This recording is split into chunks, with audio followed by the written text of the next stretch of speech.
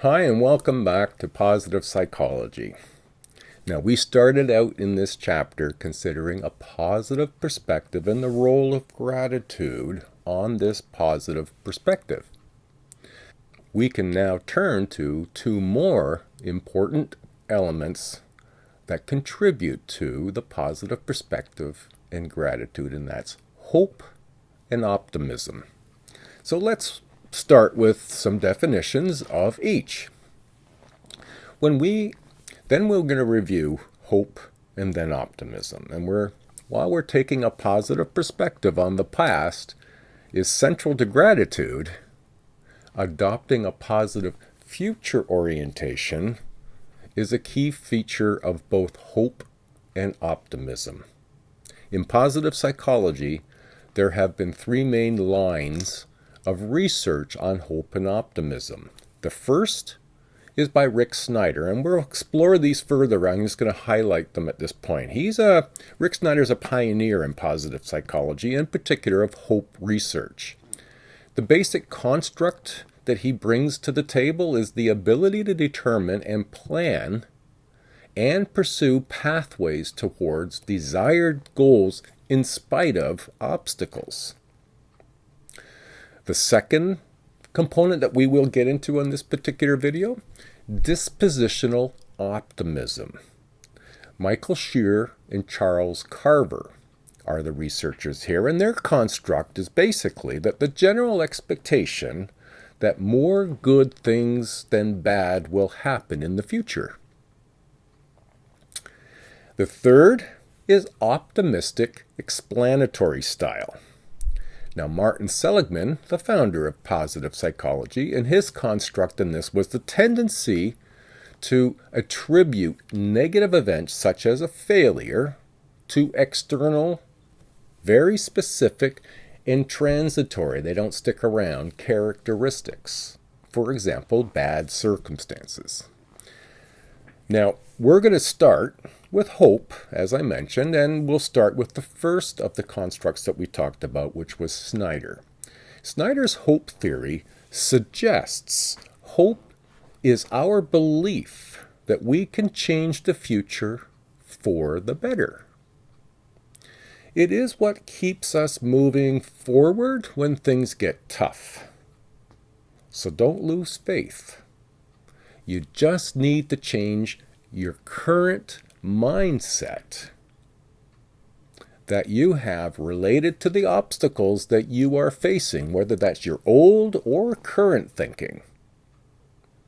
You first need to set clear goals. Remember from chapter 2, goals. Clear goals are paramount.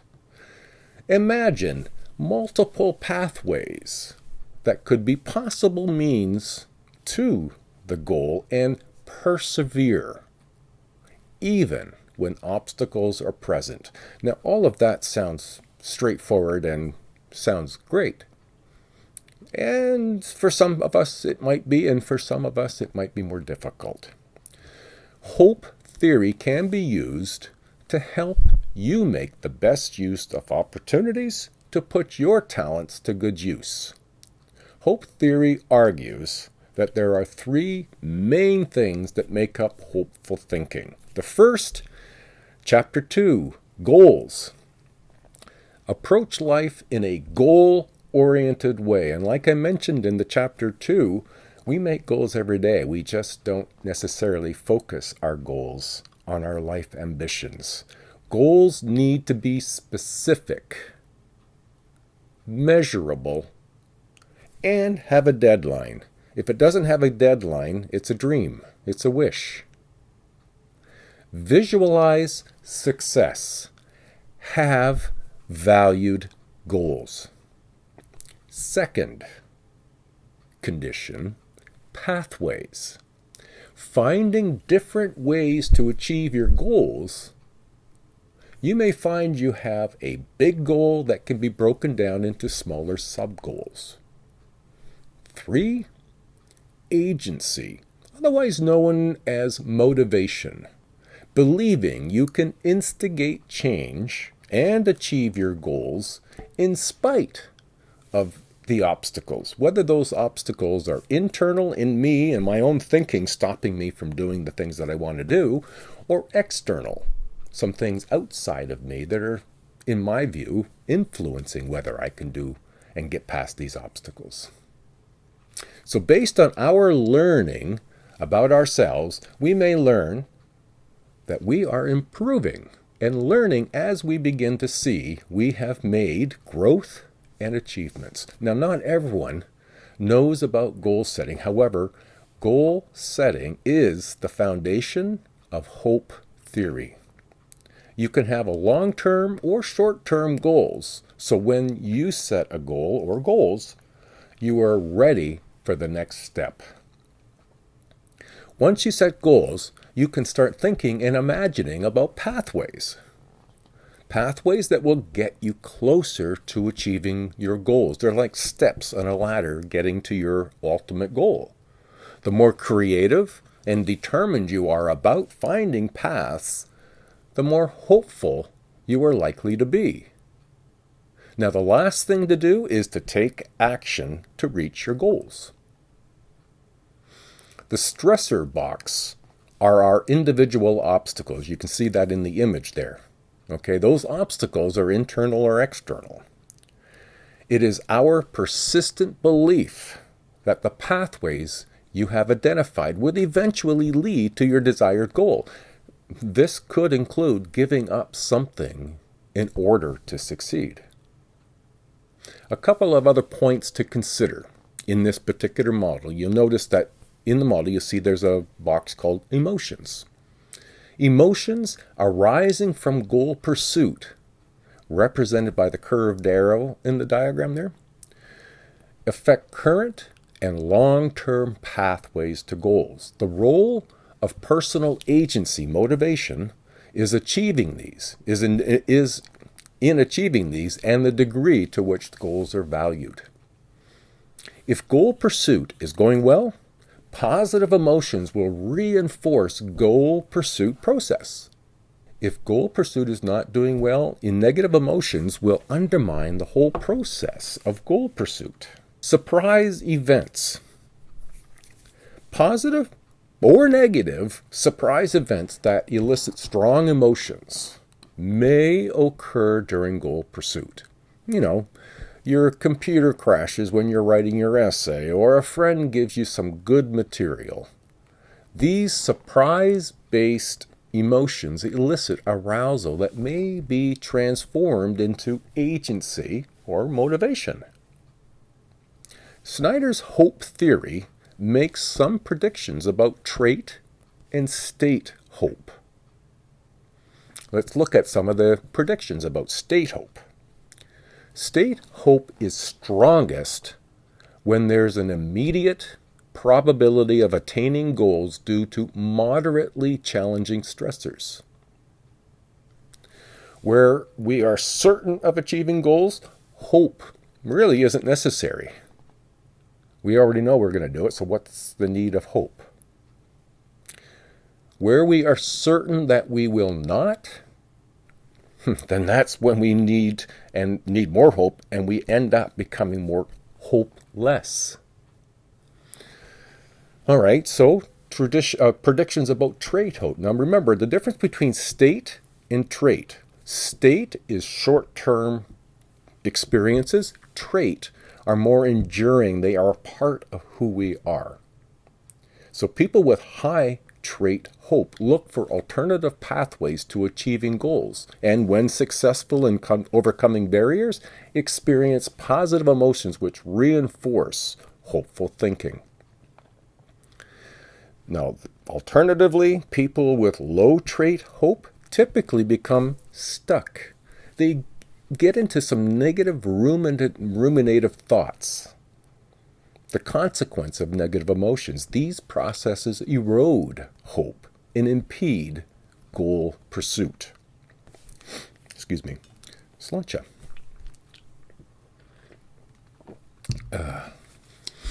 All right, Snyder also proposed what was known as developmental hope theory. In his proposal, the developmental development of hope in childhood and adolescence are influenced by a few points. Now, those of you in ECE will be very familiar with Piaget, and so the cognitive development in children and adolescents, as it was described by Piaget, those stages. And so cognitive development, as described by Piaget, is influencing. Parental behavior influences. Role modeling hopeful behavior is important. Coaching children and overcoming obstacles to achieving goals. And providing children with warm, structured, predictable, fair home environments that facilitate secure attachment. Now, those are really important. For hope assessment, well, hope may be assessed as a trait and state with these two scales. There's one that's known as the Adult Dispositional Hope Scale, and the other is the Hope State Scale.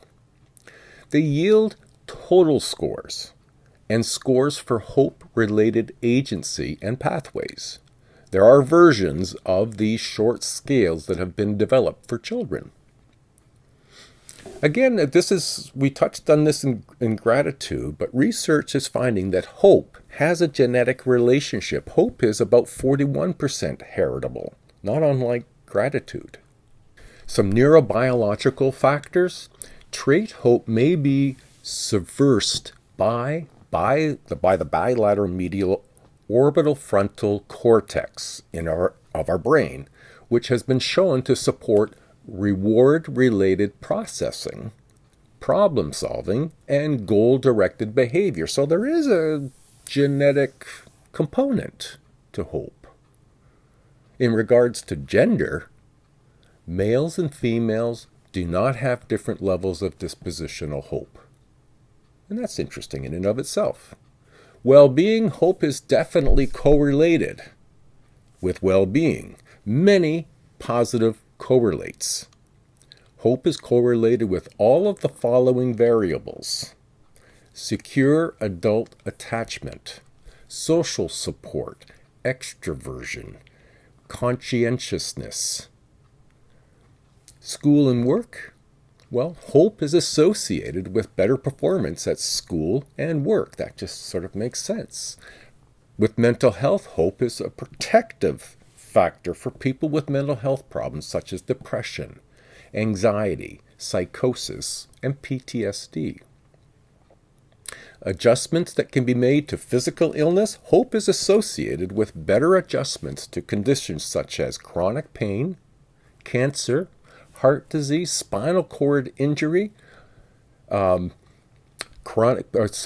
disease, spinal cord, multiple sclerosis, cirrhosis, arthritis, diabetes, asthma, sickle cell disease, burn injuries. The short and long of it all is that hope helps us with many physical conditions, not to cure them or to get rid of them, but to manage them.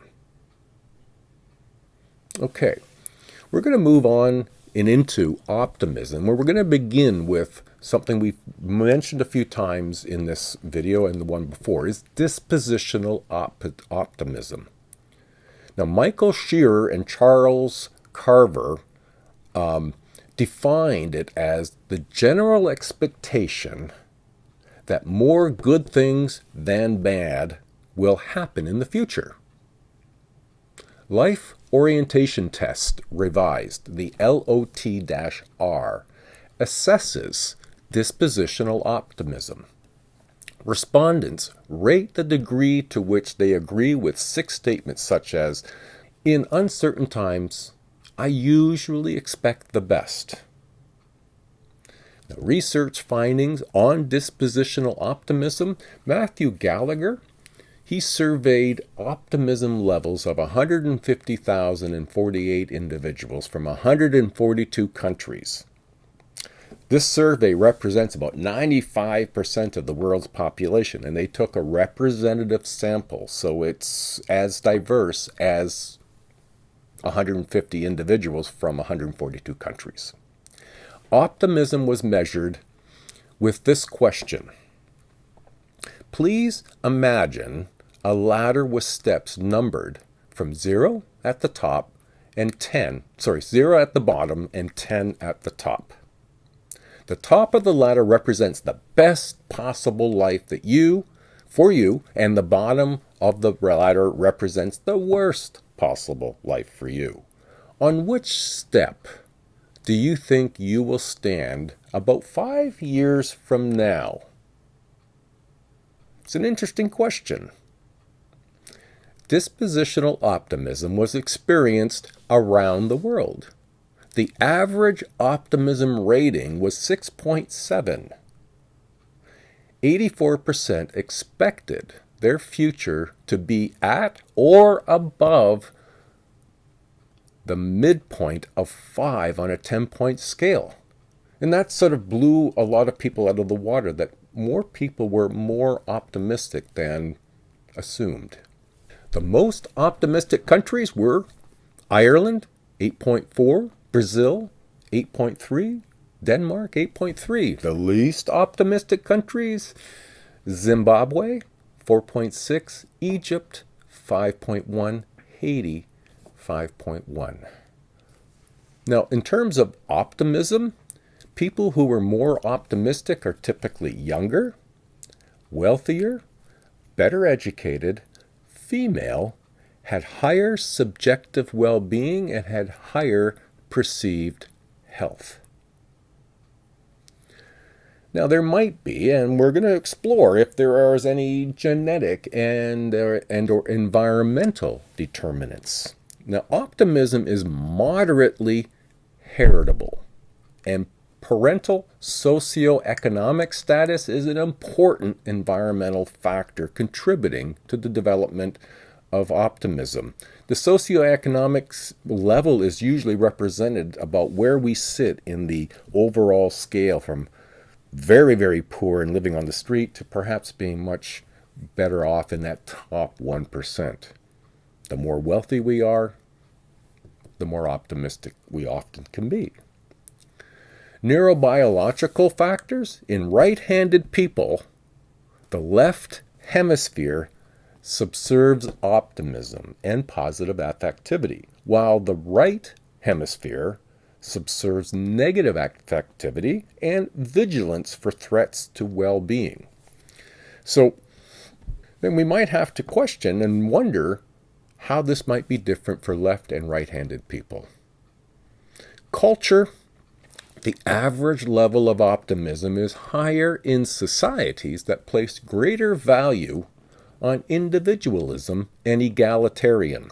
Now, egalitarianism is one of three, we'll use family dynamics. We live in a society where we still see, unfortunately, and we're moving to egalitarian, we live in a more patriarchal society where men are the heads of the family, women are not, and then there are children. A matriarchal society would be women leading the family and men not and children not. Egalitarian is a balance. It's a shared responsibility, and that occurs not just in families, it occurs in society. Patriarchism, matriarchism, and egalitarianism. And so this promotes more egalitarianism, more balance. Let's look at personality.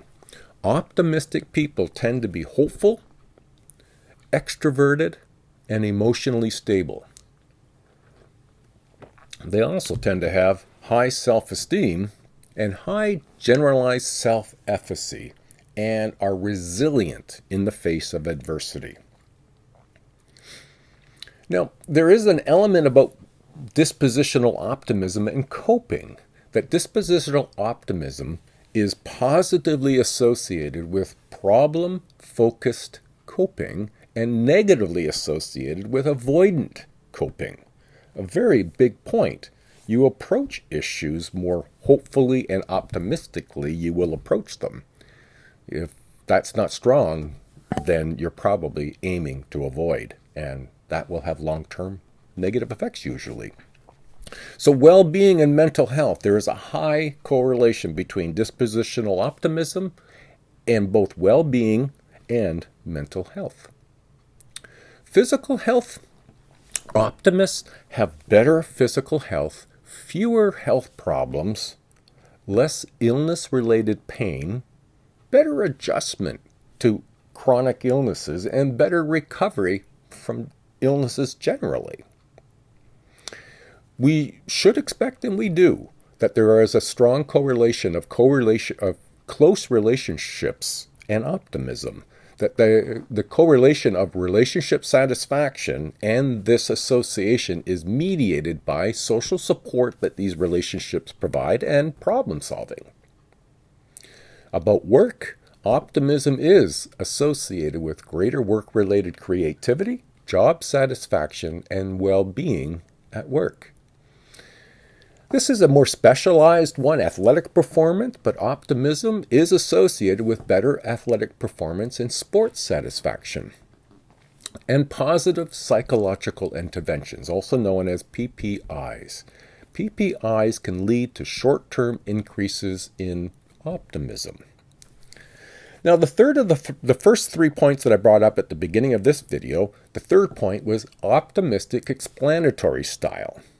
Now, the optimistic explanatory style is a tendency to give optimistic explanations for specific situations within terms of three dimensions. One of them, the first dimension, is personalization or internality. So personalizing, ranging from due to something about yourself, that's just an internal, or it has to do with circumstances, which are external. 2 is permanence versus stability. Permanence or stability, ranging from due to some cause that will be present in the future, that's stable because it's going to be there not just now but in the future, or not. It's not going to be there in the future, therefore if it's here now and not in the future, it's not stable. And then the third is pervasiveness or globally. This means that we're either ranging from due to some areas of life, in some of these many areas of our life, that makes it global, or just one specific area, which of course is specific. Optimists attribute success to internal, stable, and global factors. For example, I did well on the exam because I'm an intelligent person. Optimists attribute failure to external, unstable, specific factors. I didn't do well on the exam because I had the flu. What about now looking at the assessment of an optimistic explanatory style? Optimistic explanatory style was conceptualized by Martin Seligman in the early studies of depression before the launch of contemporary positive psychology. The optimistic explanatory is assessed with the CAVE and ASQ assessments. CAVE, K-A-V-E, content analysis of verbal explanations for success and failure given in speeches, newspaper articles, and other texts. The ASQ, or the Attributional Style Questionnaire, is a self-reporting questionnaire. Now, what has occurred on the ASQ, respondents are given a series of hypothetical events which have positive and negative outcomes. For example, your partner has been treating you more lovingly.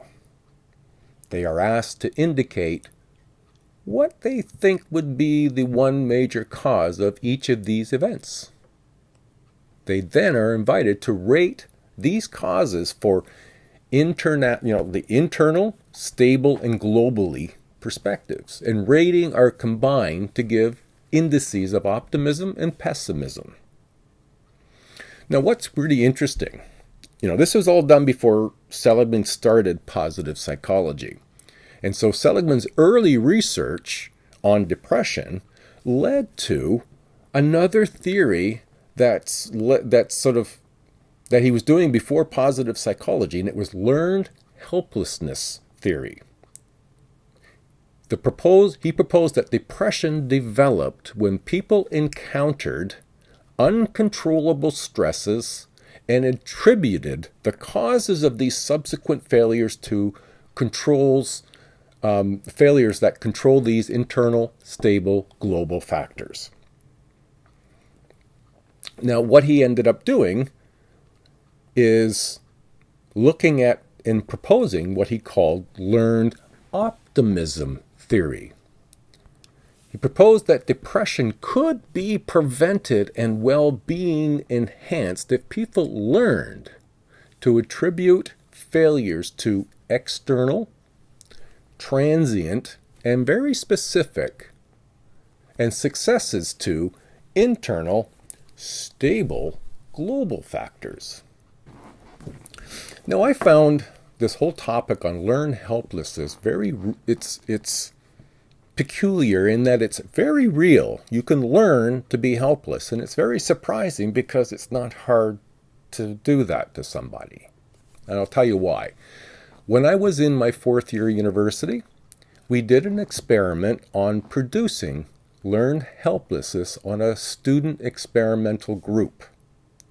We made this light board with white lights in rows and a button behind or below each line of white lights that controlled a red light just beneath the white lights. And we could light up particular white lights, and you had to cycle through the red lights to display to match them. Once they completed about 10 trials to complete the lights on 10 trials, they were then asked to complete a 50-piece children's puzzle without any image to assist them. And they had 10 minutes to complete it in. We had a control group, so they had no treatment, no playing with their time, no success rates showing, no feedback showing, visibility, nothing. The experimental group, well, we did play with their time. We shortened it. We did limit their success rate, and we did make the results of other very good results of students visible to them.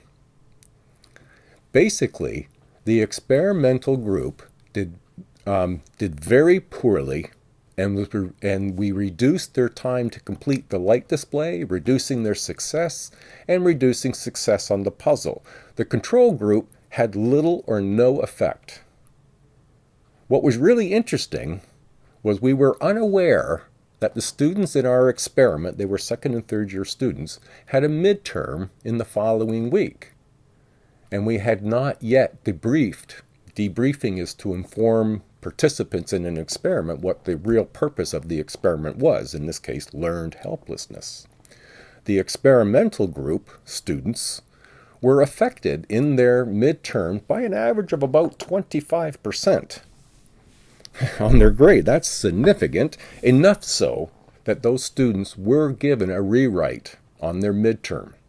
If you can learn helplessness, Seligman's point was, then you can learn optimism.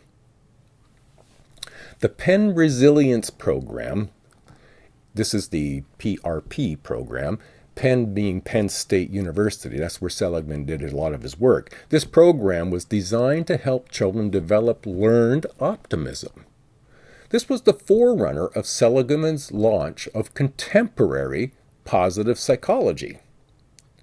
Designed by Martin Seligman's team to help school-age children develop optimistic rather than pessimistic explanatory attribution styles, and so prevented depression. It's a 12-week program containing skills training on optimistic thinking, attributional retraining, it's also known as, negotiation, conflict management, assertiveness, problem solving, and decision making, as well as relaxation. The research findings on optimistic explanatory style, well, universal optimistic bias. Excuse me. Most people have an optimistic bias. and attribute negative failures, as mentioned earlier, to external, transient, and specific factors, while attributing successes to internal, stable, global factors. Depressed people, in contrast, have a pessimistic bias. Genetic and environmental determinants, well, optimistic explanatory style is moderately heritable and develops in children whose parents role model and reinforce using an optimistic explanatory style.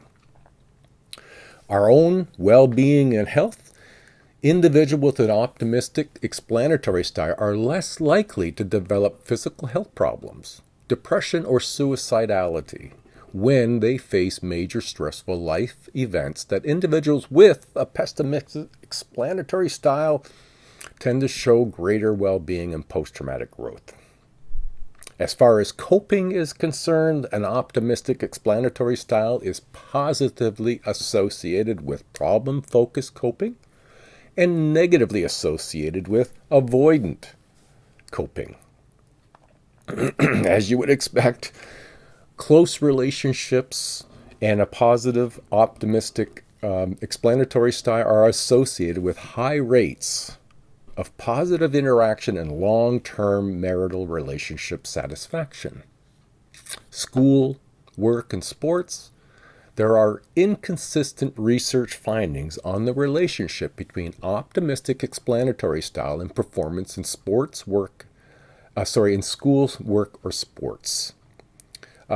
Some, but not all, studies found a correlation between optimistic explanatory style and performance. Success in public life, studies on using CAVE showed that an optimistic explanatory style is associated with electoral success in the United States, resilience to stress among international leaders and the military, and a military aggression and risk-taking in the Gulf War and the Second World War. Now, just to finish off on optimism, we're going to look at the Penn Resilience Program for helping with learned optimism using the ABCDE attribution retraining strategy for coping with dips in moods. Now, the A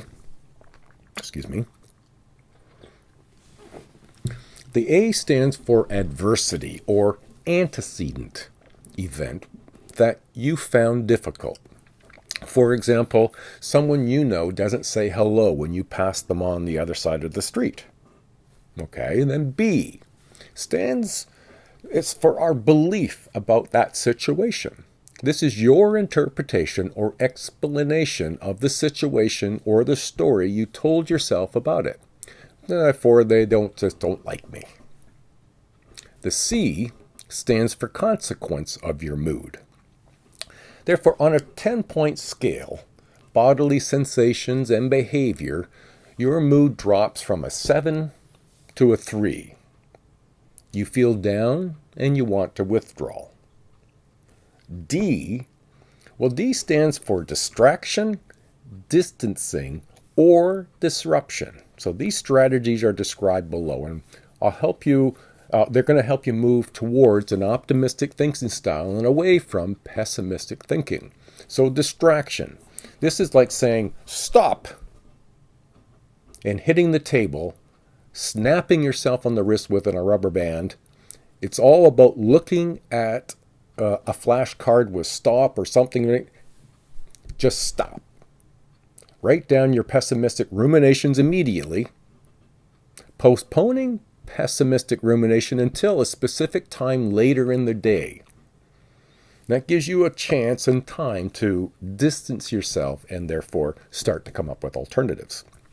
The second D, distancing. This is where you're telling yourself that a pessimistic interpretation of the situation is just one of the beliefs and not the true facts. Acknowledging that there are always more optimistic explanations, and some of these will be equally valid. And then thirdly is disruption, the final strategy for challenging pessimism. You may dispute the beliefs by examining the evidence the alternatives, the implications, and usefulness related to these beliefs. And then to the E for evidence. What is the evidence for the pessimistic belief about the situation? And does the evidence show that these beliefs are not 100% true? What is the evidence that the person who didn't say hi and that they don't like you? What was the evidence? A, alternatives, is that there's alternative optimistic interpretations for the situations. Where can I attribute this negative event, or external rather than internal, global or stable factors? Perhaps they just didn't see or hear me. The implications would be that if you cannot justify an optimistic interpretation of the situation, are the implications of your pessimistic belief catastrophic with a major long-term negative consequence, or are they just a bit temporary of a nuisance? For example, if they don't like me, is that a disaster or is it a nuisance? Usefulness, if you cannot decide whether there is more evidence for an optimistic or pessimistic interpretation of the adversity, decide which set of beliefs is most useful for you in terms of improving your mood and achieving your valued goals. And then E stands for energization, or extent to which using distraction, distancing, or disruption increased your mood. All right. This now completes Chapter 3, Gratitude, Hope, and Optimism. I hope you are aware of the gratefulness and the gratitude in your life and have hope and optimism for the future goals and ambitions that you have. Next week, we will be exploring Chapter 4, Savoring, Flow, and Mindfulness. Bye now, and we'll see you next week.